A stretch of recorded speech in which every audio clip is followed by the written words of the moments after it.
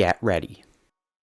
Ratatouille the Adventure is a fun 4D trackless dark ride located in Walt Disney Studios Park in Disneyland Paris and soon to be a feature in the France Pavilion in Epcot at Walt Disney World. When it first opened, it quickly became the most popular attraction in the resort and became a fan favourite, with visitors travelling from all over Europe to experience it. It became the headline attraction that this underfunded park so greatly needed and garnered a huge reputation in the theme park world. Today we're going to outline some of the many reasons why this ride is so good. Get ready. The history. As previously seen in our discussion of Crush's Coaster, Disneyland Paris has had a troubled financial history over the years. The second gate at the resort, Walt Disney Studios Park, was almost a tick-the-box exercise for Disney as they were contractually obligated by the French government to build a second park at the resort. Unfortunately, this led to a very mundane park that was tiny in size and hosted very few attractions. Thankfully, 5 years after its original opening, the park saw a decent-sized expansion by the way of Toon Studio. This saw the inclusion of Crush's Coaster and Cars Race Rally in 2007, and a further Toy Story themed area in 2009. In 2012, construction began on a new themed mini-land. Early rumours speculated that this new land could actually be an expansion to Toy Story Playland, and would include a carbon copy of the popular Toy Story Midway Mania found in both Walt Disney World and Disneyland California. Thankfully though, Disneyland Paris would see the inclusion of an all-new and unique attraction not found elsewhere, at least for the time being.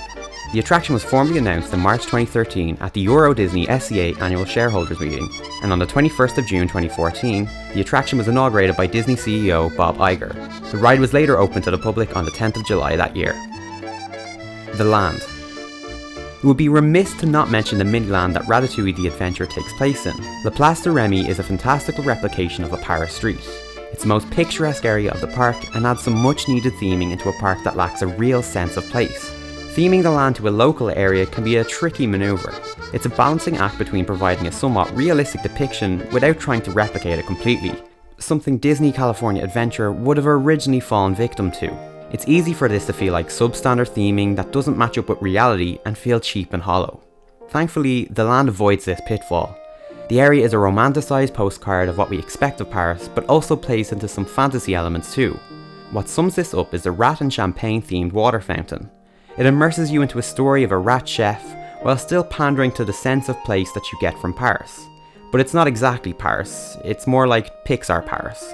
And this is the world building needed for this attraction, and adds to our overall experience and enjoyment of the land and the ride itself. The queue. We make our way over to the buildings that make up part of the Parisian Plaza, and this is where our first interactions with the ride begin. We begin our voyage stepping through the rounded archway of the entrance, reminiscent of Paris' theatre district. We are swept into a romantic and charming nighttime scene. We walk along rooftops fit with a darkened backdrop where we see an illuminated sign for Gusteau's restaurant. The sign comes alive just like in the film, and Gusteau offers us some exposition to help establish the ride story. We're on our way to Remy's restaurant. It's a clever utilisation of projections and physical sets, which offers us enough information to outline what the attraction is about. The clever lighting and detailed set makes for a nice setup too, while the mixture of physical objects and projections act almost as a clue as to what's in store for the ride itself, with a blurring of real-world artifacts and animation that permeates throughout the experience. The queue itself is atmospheric and charming, while relatively simple. It provides us with theming, storyline, and some interesting detail to keep us entertained while we wait. Riders eventually round the corner and pick up their 3D glasses, before venturing into the loading station. The ride system. Tracks always give a sense of predictability to an attraction. The ride vehicles of trackless dark rides don't just act as a vessel in which they transport you through scenes of the story, but they become integral parts of the story itself.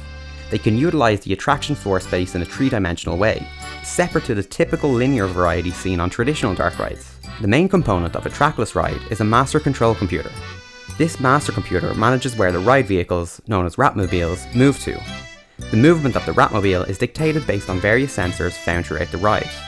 The sensors feed a stream of data back to the master computer. A local position system, or LPS, essentially manages these sensors, identifying where exactly the Ratmobile is located, like a smaller version of GPS. This data is then interpreted by the master computer, which then sends back data to the Ratmobile, directing it where to go. The Ratmobile receives these directions and travels through a complicated matrix embedded in the floor tiles of the attraction. Effectively, the vehicles are directed in real time based on this transmission of data to and from the vehicle and the computer. This allows for changes in the experience as the ride is no longer dictated by a set path. The master computer can generate a different path for one Ratmobile to travel along that is different from other vehicles. This is utilised in the ride so that different vehicles make separate paths through the different show scenes. The vehicles enter their own alcoves for some of the screen-based portions of the ride, providing a more immersive experience. The trackless motion is a sight to behold, particularly if this is your first time experiencing this type of ride. It's still amazing to see the Ratmobiles weave in and out as they perfectly park themselves in front of the station gate before you board the ride. The smooth movement and alternating routes of the vehicle make for an enjoyable experience not found in traditional dark rides. Immersive features. Similarly to the amazing adventures of Spider-Man, which we also covered in this series, Ratatouille helps encapsulate riders using physical sets that work in tandem with what's being portrayed in front of you through the use of screens. We're going to highlight a few of the various features used in a ride that helps immerse you in the story being told. To begin with, the ride succeeds tremendously in shrinking you down to the size of a rat. Everything around you is in proportion to what a rat would see, and it's very easy to overlook this detail. The perfect example of this is in the actual loading station itself. There are few dark rides with quite an immersive station that perfectly act as a gateway to an attraction. Riders are loaded into vehicles on a Parisian rooftop.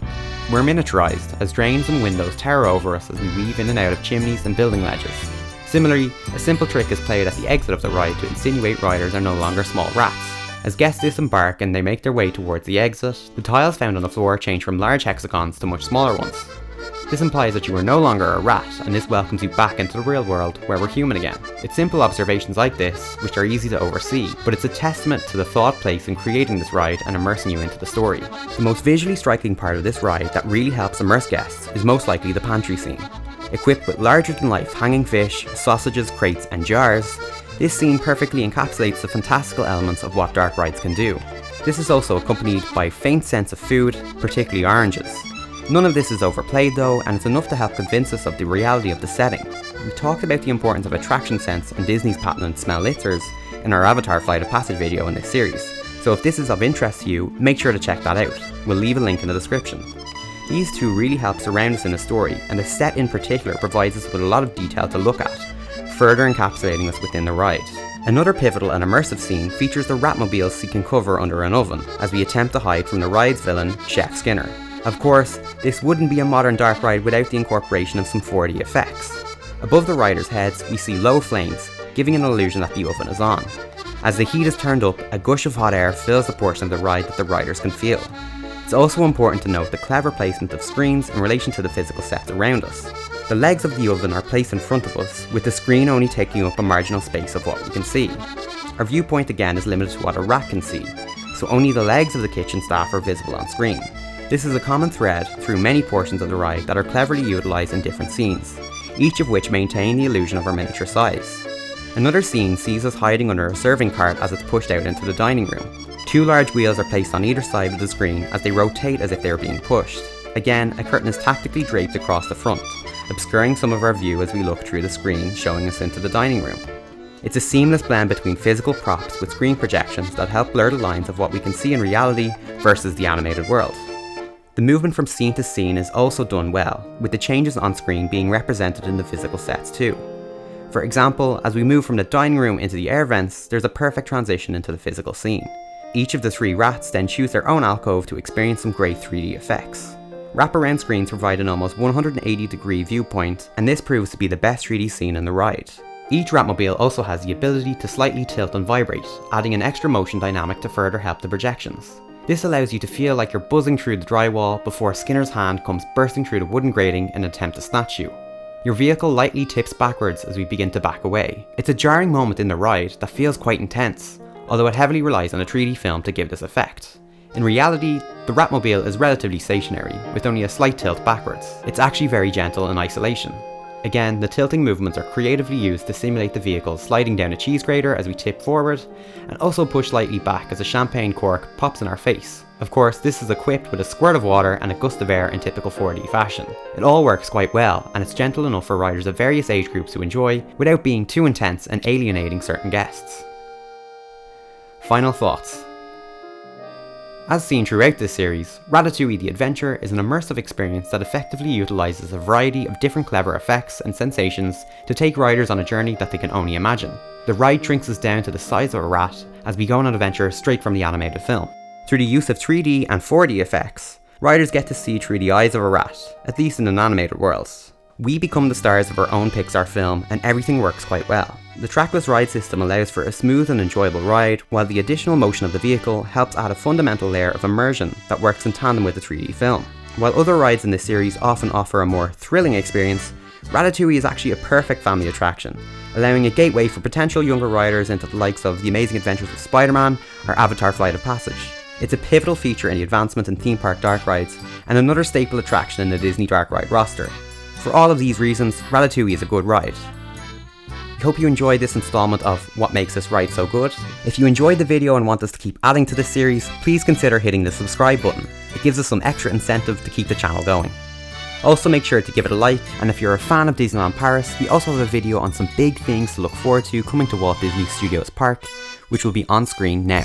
And now you're ready.